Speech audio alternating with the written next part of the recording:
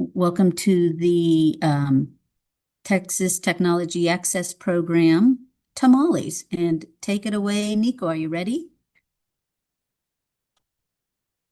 I can, yeah, more or less. Hi, everyone. I am dialing in from my phone. My Oh, Nico, loaner. I can, if you No, want you're me to. fine. You're totally fine. Okay. My laptop is going under a huge update. It's a loaner computer because my other one crashed. But yeah, let's roll with it.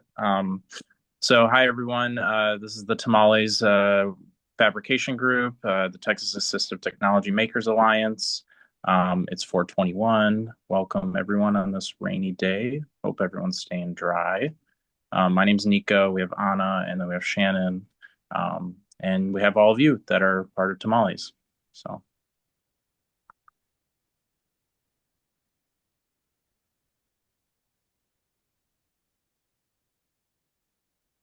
all right. So, Viva La Vida, our annual AT conference is coming up in October. It's going to be at the JJ Pickle Research Campus.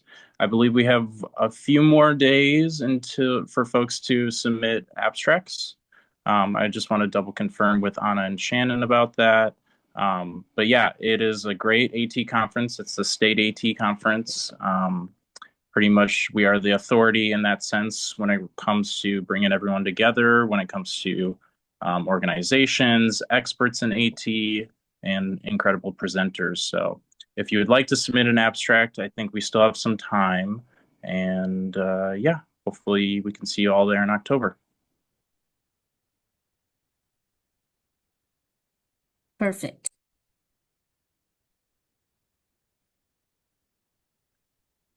And so we just want to put out a reminder to everyone. We did change our tamales meeting time. Obviously, you're here right now, but we just want to remind everyone that it's the third Tuesday of every month from 11:30 to 12:30. We try to make it a little more accommodating around the lunchtime. And hi, Dr. Lee. Um, Hey, morning. Sorry, I'm late. no, you're fine. You're totally fine. So our next meeting, aside from this one today, is going to be on May 19th. And we will revisit that we'll always keep updating y'all as the years go on. But for this year, it'll be every 11:30, 12:30 p.m., third Tuesday of every month. Basically, there. All right. So just to tell y'all a little recap about what Tamales is. It's our Texas Makers Alliance that supports and includes folks with disabilities by collaborating to design unique tools and solutions that promote independence. And that's all thanks to y'all for helping us realize what tamales is. And just to remind everyone, assistive technology is everywhere. You all are experts in your own fields.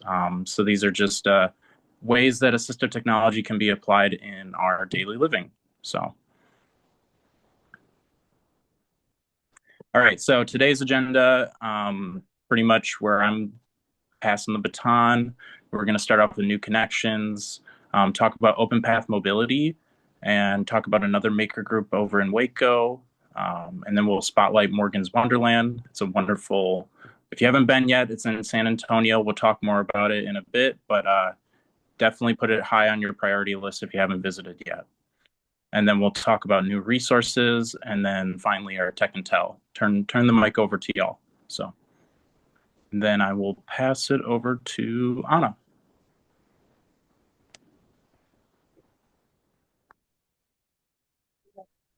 Hi, everyone. This is our portion where we're gonna introduce new members if we have anyone who's new. So I see there's someone named Billy Hoya. So basically in this part, we want to introduce ourselves. So say what part of Texas we're from, if we're even from Texas. How did you hear about tamales? What is your favorite maker tool? And then what is a maker goal that you have right now?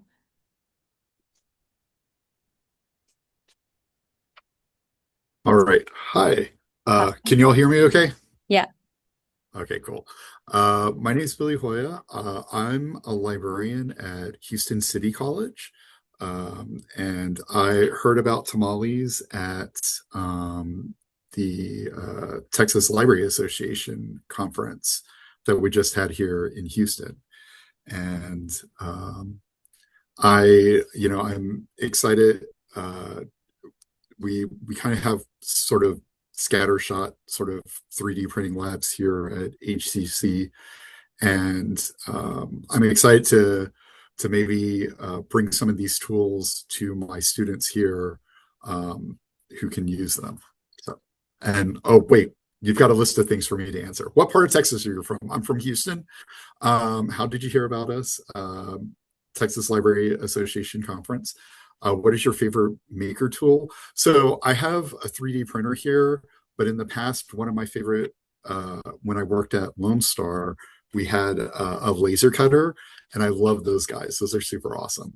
And what is your maker goal? Again, to make 3D printing accessible to all my students, and perhaps make some tools that will help them in their academic pursuits. Thank you, Billy. Jay, welcome aboard. I'm glad Thank that you you. came because that's exactly what we need to do is just get people to get started, because once you're started, you'll take the ball and run with it. Fantastic. All right. Awesome. Emma. And Emma, is this our Morgan's Wonderland representative? Yes. Hey, Emma, how are you? It's so good to have you here. Good, thank you for having me. Yeah, my name's Emma. I'm a UT Austin student, but I'm from San Antonio. Along with being a student, I'm part of the marketing team over at Morgan's Wonderland. And like Nico mentioned, we are a theme park in San Antonio that's completely accessible for any type of needs. But we're also a lot more than that. We have a camp, we have a consultancy group, we have a whole bunch of stuff going on. So part of my job is to find what's going on outside of Morgan's, and that's how I kind of discovered Tamales. So I'm here to just kind of hang out and listen to you guys and learn more about you. So yeah. And then I see Grace here. Is Grace new, or have you been here before? I came last time, so still Okay. new-ish, but I was at the last meeting we had. Okay. I don't have my notes with me, and I'm getting old. Well, So I am in Texas. I'm in Hutto ISD. I'm the Assistant Director of Special Education, and I'm over our assistive technology services for our special education programs. perfect. Hutto, that's right. You were here. Because then I map out the school districts. Perfect. Welcome back. We like when Thank people you. come back. All right. Thank you. We'll move to the next slide. And Tom is here. So would you like to introduce Tom, Anna? Tom. So Hello. hi. I can let you introduce yourself if you'd like. Yeah, thank you. I'm Tom Babinski. I'm from Ohio, but it's only 3 hours from Texas, so it's not too far. I was here a couple of times. I heard about the group from Anna and Shannon, and I'm here to learn what others are doing. I'm making accessible 3D printed products, so mostly it's a 3D printer. And these days, I'm most involved with tactile maps and trying to figure out the inconsistencies of map markings. So, and we're really thrilled that you joined us, Tom, because I think we can all learn from Tom's experiences. Tom is the one we shared last week, the bathroom. We shared the bathroom maps and explained his struggles with that, but he can do a much better job than we ever did with that. So in 2 slides, Tom, we've got a slide for you, but for now we're going to move on to the next slide, which is the Open Path Mobility Foundation. And I believe Brett is running late, so we can circle back to that. Okay, perfect. When he comes. All right. And you talked about Morgan's Wonderland. You did a really good job about that. Is there anything else, Emma, that you would like to share about Morgan's Wonderland? Are there any tools that you find that a maker might be able to assist you with? because you really are a very accessible park down in San Antonio. Can you give a little history about how it got started and what you do? Because you're creme de la creme for accessibility for families with children um, with disabilities. Yeah, absolutely. Thank you. Definitely the theme park, we just celebrated our 15th anniversary last year. So it started with a father named Gordon Hartman. His daughter, Morgan, is where this all kind of stems from. And he noticed that when they were going on vacation and going to other places, not only were there some things that were not accessible to her, with special needs, but also, people in environments the other kids weren't didn't want to play with her. They didn't know how to interact with her, and so he sold his real estate business and built this theme park that was all about her and people like her, where anyone regardless of their ability could go and ride every single ride. And I think a big part of it too that I've seen just growing up there is just being around people that are similar to themselves, or there is no barrier of interaction. And since then, we now have the water park next door. Again, I mentioned the camp. We have our Inclusion Institute, and we actually have a hotel coming later this year, which will be huge. Because hotel I know is a part of um, a big part that inclusion has not really broken into. I think a lot of hotels are really difficult when it comes to accessibility standards, even with ADA. But when it comes to how like I think makers can get involved, a big part of Morgan's that we have right now is called the MAC. It's our multi-assistance center, which is located right across the street from the theme park. And here we have a whole bunch of stuff, but it's supposed to be kind of a one-stop shop for with disabilities who have a lot of services that they need. It's kind of a place where they can go and get all of them there, whether it's their therapy, their occupational speech, physical therapies there. We have a surgical center in partnership with UT Health downstairs, which is a really big deal. Um, we have all kinds of services for people with autism. We have vision services. So that I think is where technology and stuff kind of is in the mix. That's a bit out of my wheelhouse, to be honest, but I think that's a really cool place for Morgan's. I think it's a place for innovation, and I think that's a great. There's so much opportunity there with growth, like I mentioned with hotel. There's always something new, and there's always room for collaboration and for different ideas. So if you're ever in San Antonio, or if you ever look us up and find us, we're always looking to add something new. And we do have a demo center nearby there. I don't think it's exactly in Morgan's Wonderland, but there is a Mhm. demonstration center right down there. And then we also have Project Min down there, which is a Oh, yeah. refurbishing facility. So San Antonio is doing some really good things right now. So thank you, Emma. Yeah, thank you.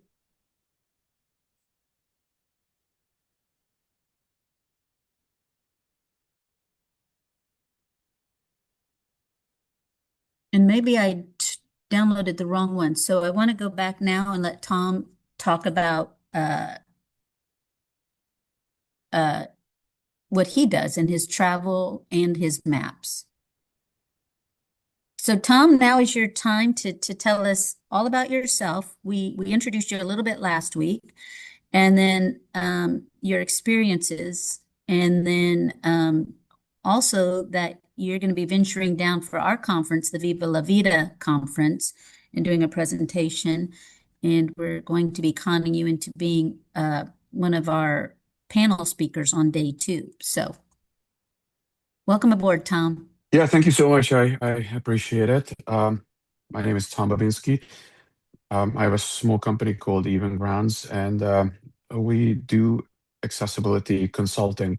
But recently, we've been very involved with 3D printing, and one of my newest products is tactile restroom map. Maybe it's upside down. Yeah, this is a sample. If there's anybody who's not able to see it, it's like a flat tactile map. The top part of it is a tactile replica of a restroom, and the bottom of it is a map key. The whole thinking was that if you're completely blind and you go to a restroom, oftentimes you have to touch much more than you ever wish to. And I thought that if we could put a tactile map right by the ADA sign, that there's a good chance somebody will touch to figure out which is the right restroom to go to. They'll come across this map, and even if they can't read Braille, they'll be able to recognize the majority of the things, at least in context of a restroom, and hopefully they can go exactly to what they need versus what they find. I was at a conference yesterday at a Hilton hotel, and we put it up, and I was actually able to put it to the test, and it was very helpful. So that's what I'm working on these days. Thank you. Thank you. All right.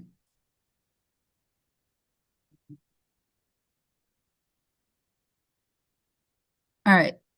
And then I want to, Anna, can you put in the chat the Padlet link for the resources? Yeah, I can do that. Okay. And let's see if this shares. I'm just sharing one thing, so I'm not sure if this is going to share because you may only get to see the you may only get to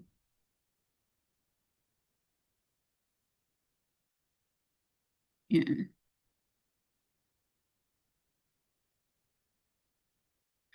There is an article about students, high schoolers making Braille that we've added. And then since, oh, here's your slide. I did have it on there. Open path mobility. Oh, no, this is Austin. Can you go ahead and talk about open path mobility since he didn't make it? I can cover it slightly. Yes. Yeah. So, essentially they're based in Leander. And so since we're at UT and we're in Austin, it's not too far from us. And so they actually are partnering with a group called Make Good. And Make Good is an organization who's doing a lot of 3D printing and fabrication for open source files, specifically regarding mobility. So a big thing like you see on your screen is like the wheelchair, which is like a toddler wheelchair is what they like to call it. So it's for, younger kids who will usually grow out of their wheelchairs. And sometimes, insurance won't cover like a bigger size or anything like that because, kids, how they grow. And so this is kind of to help that and make it more affordable and accessible for families. And I'm gonna add into there, Anna. So what happens is children from birth until 5 quadruple in size. I don't know what the actual science is, but they grow very rapidly. And so many families hesitate to purchase a wheelchair for these children until they're 5 or 6 years old. So many times these kids are not getting independence in mobility until they come to school where their body is kind of stabilized. And so what happens is they buy a wheelchair that they can change the cushions on it so that it will last the 5 to 6 years that is needed before insurance will cover a second one. And in turn, it means that your 2-year-old, 3-year-old children never learn how to move that wheelchair and get that independent mobility. So it's a huge thing. There's some research that Adaptive Switch Labs have done with this. And so you're losing that opportunity to get these kids into systems where they can move. And with these little small 3D printed chairs, we can put 9-month-old, 10-month-old, as soon as they've got that core stability, we can put them in wheelchairs and they can start learning self-propel around and navigate their own environments. And it adds a motivation because if you're not using it, then you're not strengthening those core systems that are going to help you when you're 5. So it's something that people don't really think about, but this is a way that you don't have to buy that large wheelchair, but you're able then to give these little guys their independence and mobility. And by using it, they strengthen it so that when they do get the bigger wheelchair, when they're assessed, they have more options available to them because they have more strength. And so rather than just flopping and being a passive participant in life until they're 5 or 6, you give them activities where they're actively participating in where they want to go and what they want to do. And it's a game changer for these little guys. So that's why these toddler mobility trainers are so important for these younger children. And so this open path mobility is one of the many groups that the original one, Anna, is in Louisiana, correct? Make Good? Yeah, and then they've expanded to California, but then they have makers throughout the US. Volunteering. Yeah. Yeah. And so in Austin, the Open Path Mobility, they've joined in to be one of the suppliers. And doesn't it take about 2 weeks for these wheelchairs to be completed? And so this is something that anybody who's doing 3D printing can look on their website and volunteer to do. Yeah, and I added their website also for more information on them. Okay. So that and then this Open Path Mobility is also doing some other things. So if you can look at their website, you can see that they're also they're not just doing the toddler mobility, they're doing some prosthetic covers. We often caution about anything leading to prosthetics. And then they've got a map of places that they've provided items for. So it's just a really good resource, and we'd like to see more of those in Texas. So it's just a start. That's just where we want to go. All right. Any other comments about that?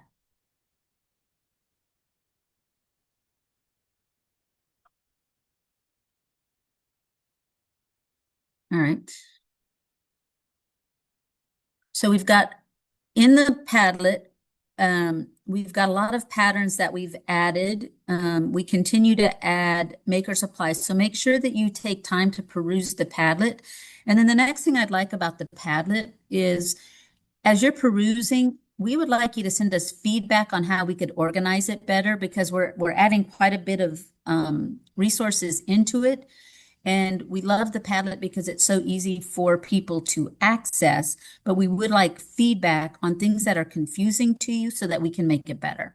We're going to continue with the Padlet, but we just want to make sure it's organized, not in the way that I need it organized, but in a more global way that people can use it more user-friendly because it's getting a little confusing and we want to make sure it's user-friendly. So peruse it and then please just send us feedback on that. The articles are in there and now we're going to go to Tech Intel. So Dr. Lee and Brian, who's on, and myself all participated in an education STEM digital learning conference in Houston last Friday. And we were really pleased with the results of that. It's pretty amazing how many middle school and high school students and teachers still don't know about assistive technology.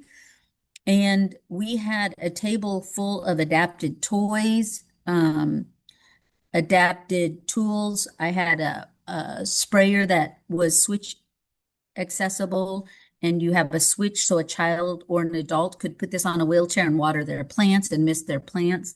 So there's really some incredible things that I personally have adapted, and each of these took no more than 30 minutes to adapt.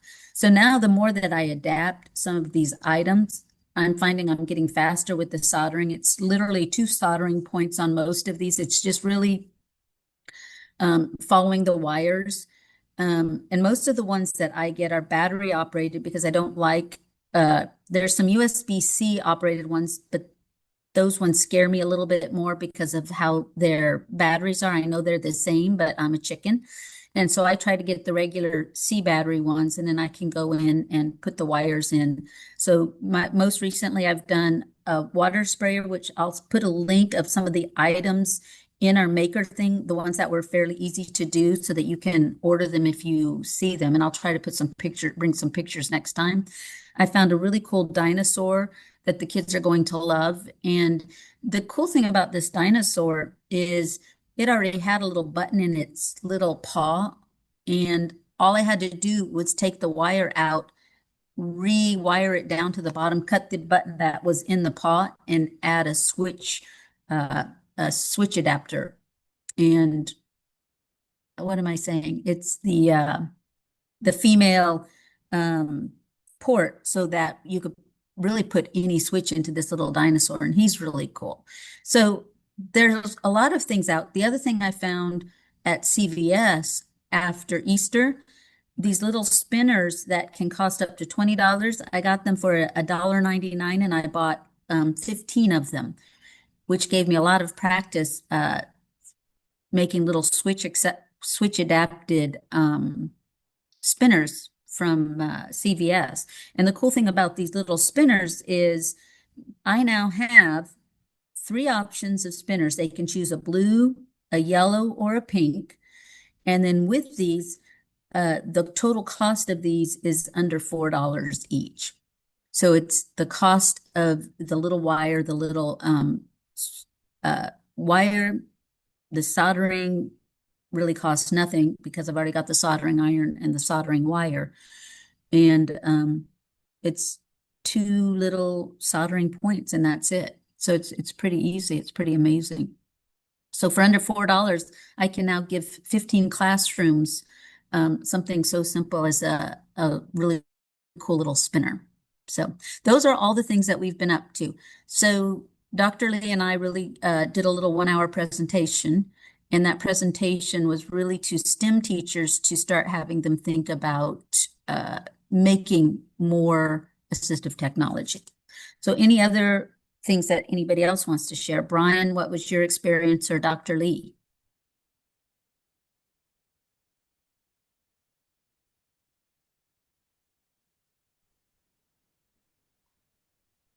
So You're this is muted. Brian.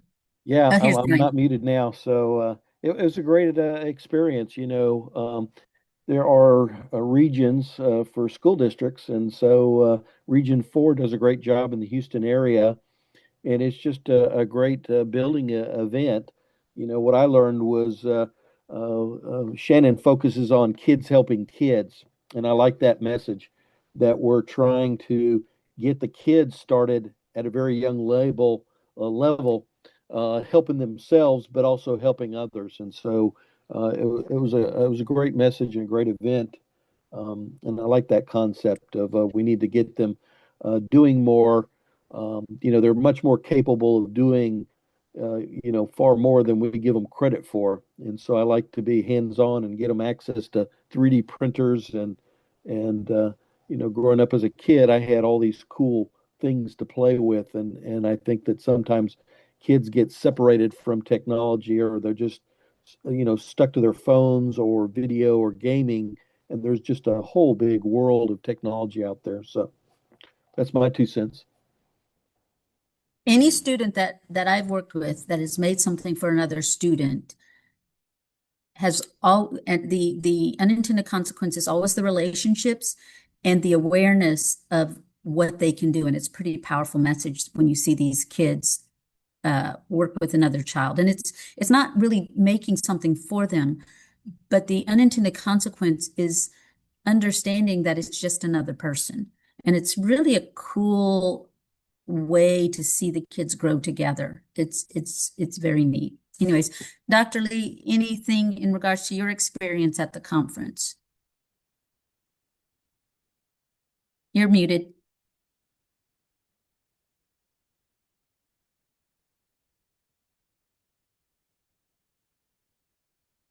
So Dr. Lee is now doing some Yeah, work okay, with sorry about that. TX Labs.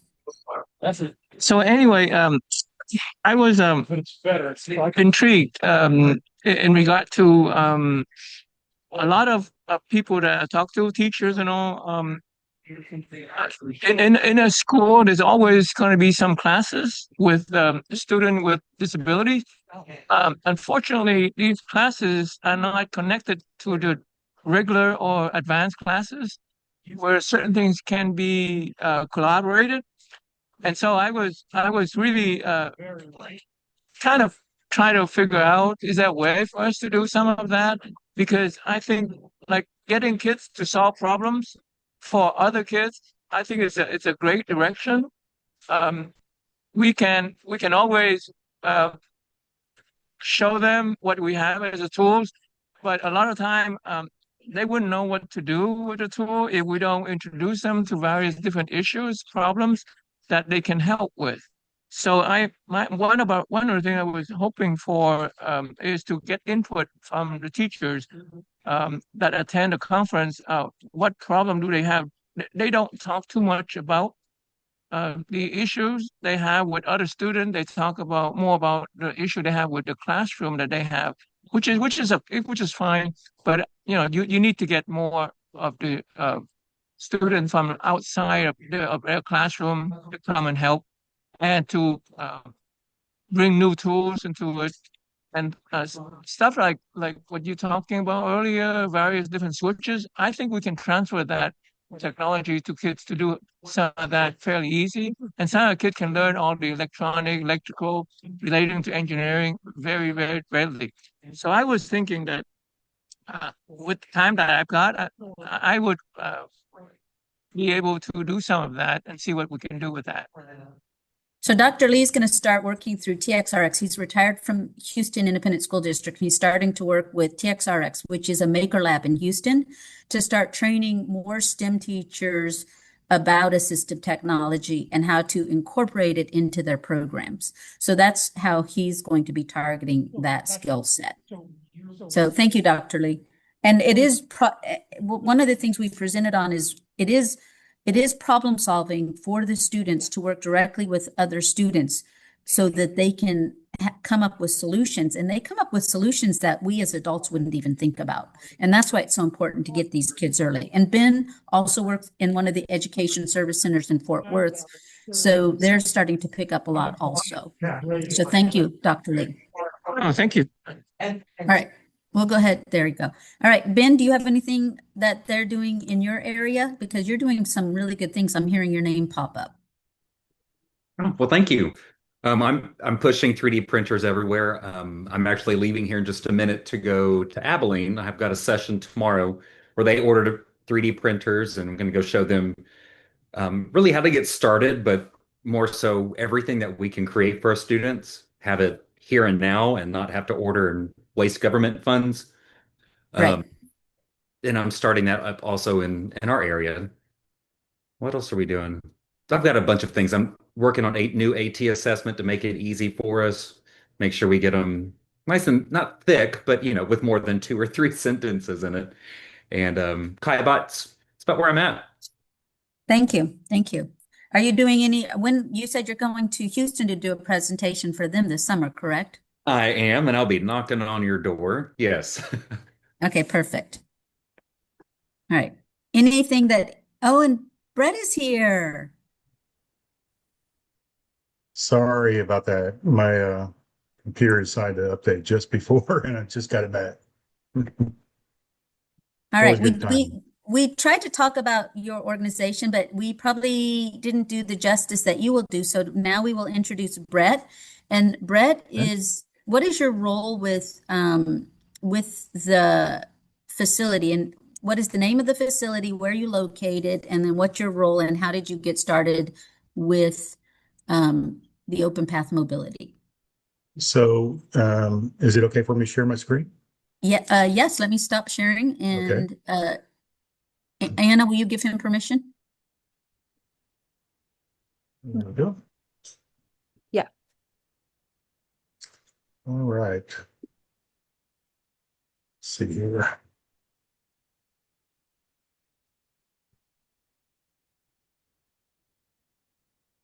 All right. Can you see my PowerPoint?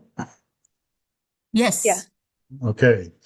So a bit about us. I'll just kind of go through it and explain everything. I will say there is one section of the slide is not updated because I didn't get what I needed from my board members, so I apologize for that. So I'm Brett Stacks. Let's see. It's this. We'll quit. minimize you guys so I can see my own slides. All right, so I'm Brett Stacks. I'm the founder and president. Bit of a background. My original experience and trade experience is I do 3D modeling for the construction industry. I work with mechanical, electrical, and plumbing. I've worked for quite a few large contractors in the area, doing so now. I've also worked for companies like Autodesk and Trimble, which are big software companies, as an executive director for them, and did that for almost 20 years and finally got tired of traveling, decided to bring it all back home. So that's my background.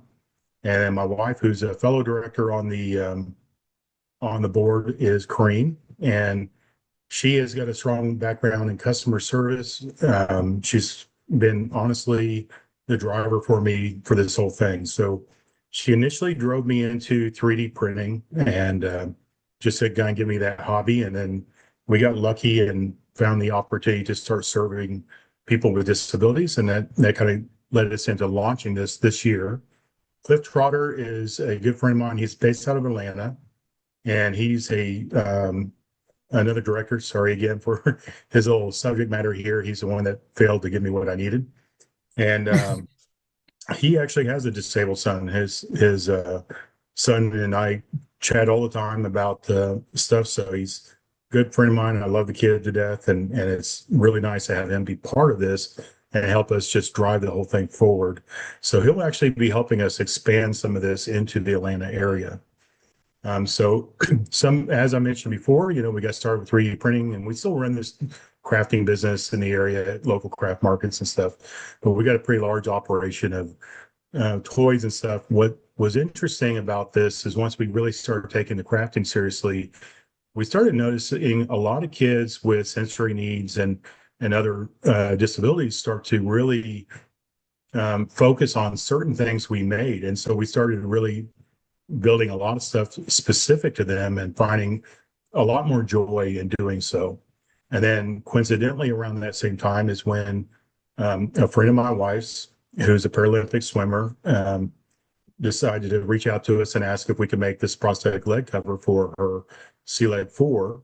And that led me into modeling this leg cover, which is my design for her leg. And so I've got a 3D scanner. I can 3D scan anybody's prosthetic. And I probably mentioned this in the last call. My goal is to start expanding this more towards the pediatrics, but I'll do all ages. And I've got a friend in South Austin who builds prosthetics, and he's allowed me to come down and do more 3D scans of other devices so I can start building out more designs.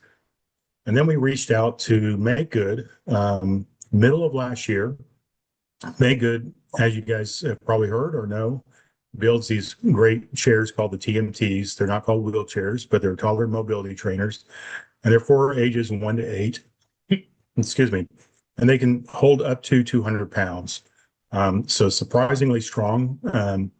And his designs are all open source, and they were looking for a maker in every state so that they could start to expand this nationally.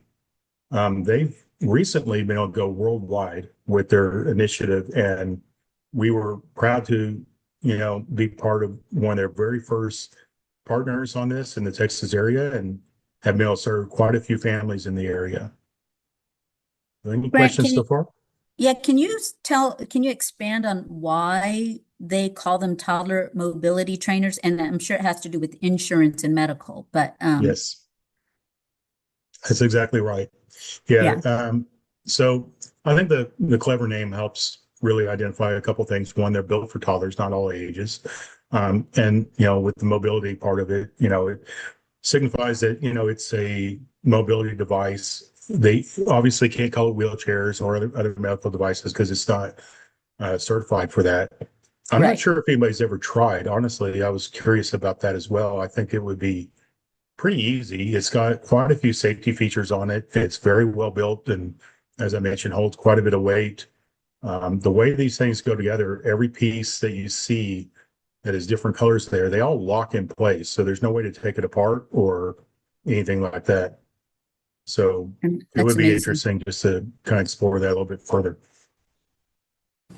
And then adding to that, TMT as well as, or I'm sorry, Make Good, as well as several other nonprofits who have joined him in this venture to build this and design this, have released quite a few other mobility devices, and they're not all for just walking. They might be something as simple as holding a pencil or a fork, or a number of other things, and they've got attachments for wheelchairs and other things. So there's a whole line of these things that we plan to offer and expand in our nonprofit for people in this area.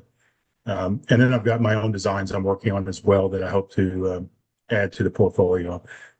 One thing that we do point out is that everything we do is covered by donations. We're currently working off of private donations.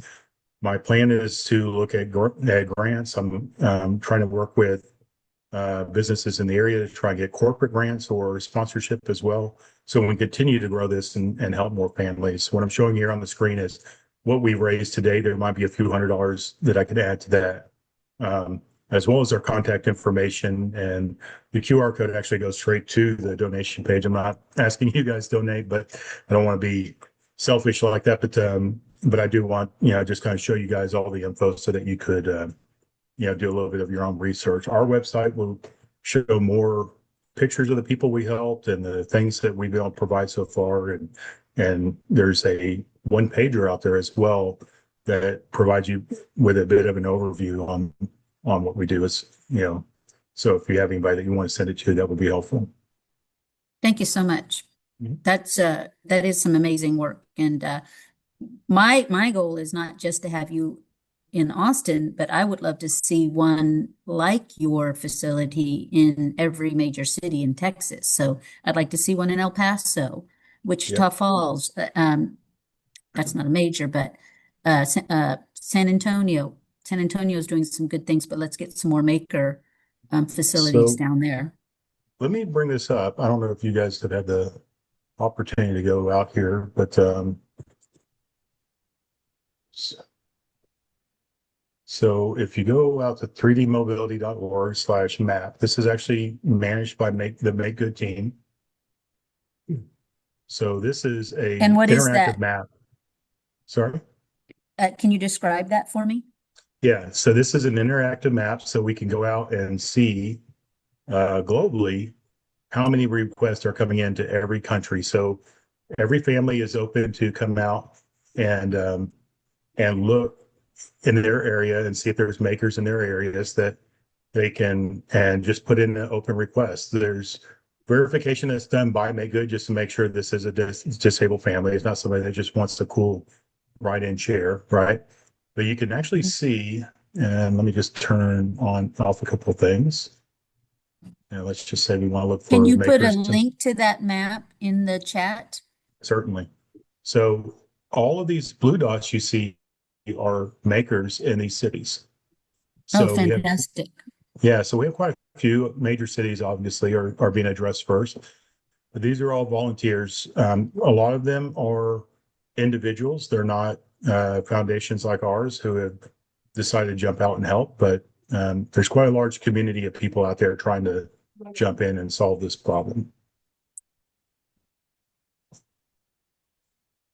Thank you, Brett. I think we do have a question.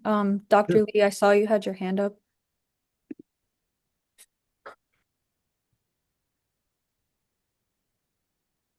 I'm sorry, I have to move. Mr. Stacks, quick question. Some of these projects require quite large printer. How large of a printer are you working with? That's a great question. So my printers they are just they're just the Bamboo Labs P2S. So if we look here at the printers, this is going to show you these. So this is the baseline. This isn't with everything, but this is the printers that I print on. So I've got several printers, and the printer size is about 10 cubic inches is the best way to describe the largest volume that it can print. And so all of the parts were cleverly broken down in open source file, allowing you to break everything down into sizes that'll fit on this printer. And they all snap together and they have locking pins in them and everything. And they're, like I said, very well designed so that you get the stability and strength that you're looking for. And what's nice about that is it gives us the opportunity to play with those designs as well and implement other color options. So you can see here, if we scroll down, we could choose what parts we want to have different colors. And even though this part here is all blue, this is actually 3 individual pieces, this entire side. So there's quite a bit of flexibility in color choices when you decide to do that. Thank you. We actually have 2 more questions. So someone Sure. asked, can you go to 250 millimeters cubed? I'm assuming they're talking about the printer. Yes, yeah, and that's actually smaller than what these are capable of. So these have 256. Okay. Thank you. And then the next one says, how much filament does it usually take for Anna, okay, Ken, Anna, go sorry, ahead. if I could follow up. So you require 256 or the pieces don't exceed I get the 250? question. Yeah. So he's asking if the way the model is broken down, if it will fit on a 200 by 200. Unfortunately, 256 is the size required to print on it. That's what they designed them for. There are a few parts that you could fit on there. And what's nice about the community that's jumping in to provide these solutions is that there's several of them, especially the individual builders, who are open to partnership. So if they partner with a group like ours, and since we incur all the costs and just cover that through donations, what we do is we can print the bigger parts and let somebody who has a smaller printer print the other parts that are capable of being printed on that printer. Yeah, Brett, so I bring up 250 because that's kind of a standard for non-Bamboo Lab. Do you actually go to the full 256 or do your pieces, because 250 is only 6 millimeters smaller? Right. And that's another great point. So as you know, and others, for the others that need to know this, is when you print, there's an edge that typically is a no print zone because the printer will use it on the bamboos. They'll print out a series of strings of plastic, and it'll use a camera to just verify the flow rate and all the settings are good before it proceeds. And so I do believe you're right. 250 is probably going to cut it. I could actually go in and look at some of the models and verify that and email the group and let them know what the maximum size of the part actually is. Perfect. Thank you. There's one more question. How much filament does it usually take to build a TMT? Oh, that's a great question. Do not believe what they post on Make Good. So my experience is that I typically use around 13 kilograms of plastic to make one chair. And the added challenge there is that there are quite a few soft parts. So this headrest padding, the back, the seat rest, all of these straps and the harness itself, aside from the blue parts you see here, and the tires are all 3D printed from a rubberized plastic. So it typically takes me about 2 or 3 rolls of that rubberized plastic just to make all of the soft parts. And then the hard parts are, another 10 kilograms. And it may not be a full 13. It may be something like, 9.5 kilograms of the hard plastic and 2.5 of the soft. But, Is that TPU? Yes, that's correct. Yeah, you got it. And there's different levels of TPU. TPU is, as we kind of described, is like a rubberized plastic. They make a foaming TPU that comes out very similar to like what you would feel if you squeezed a crock. It's a very soft foam rubber. And that is very difficult to print with. I've been working with it for a while and never got to a point where I'm happy enough to deliver a chair with that on there as much as I want to.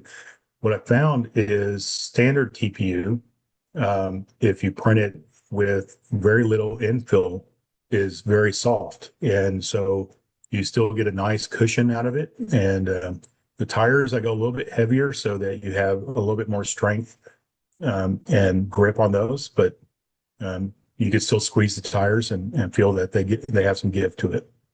Nice. That's amazing.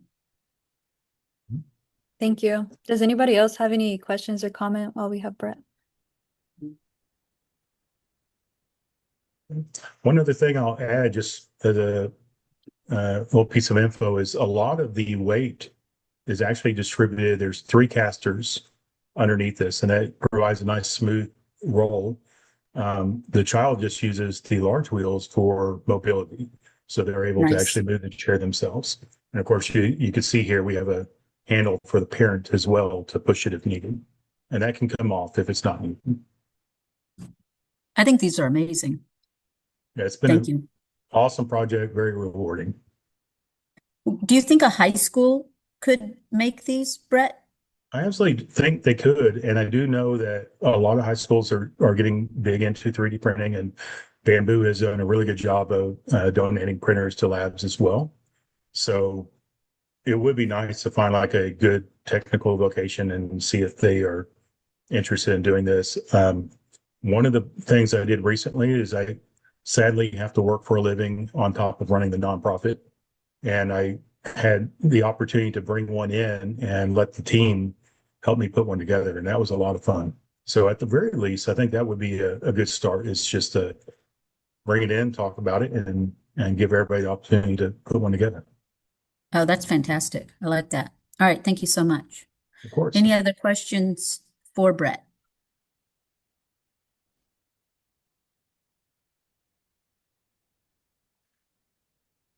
We took it all the way to the end. That's fantastic. Thank you. Sorry for the last minute jump in. I did not want No, to do no, it. we're glad you were here. We were trying to cover for you, and Anna did a great job, but you did it so much better. So you Well, thank answered you. questions that we never Well, could have. It's amazing what it just fulfills our notion. We lost. We hope this rubs off on others. There you go. Well, I appreciate it. A little Yeah. bit.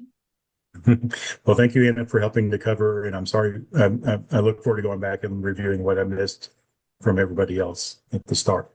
No, thank you for joining. We're glad you're here with us too. Worst.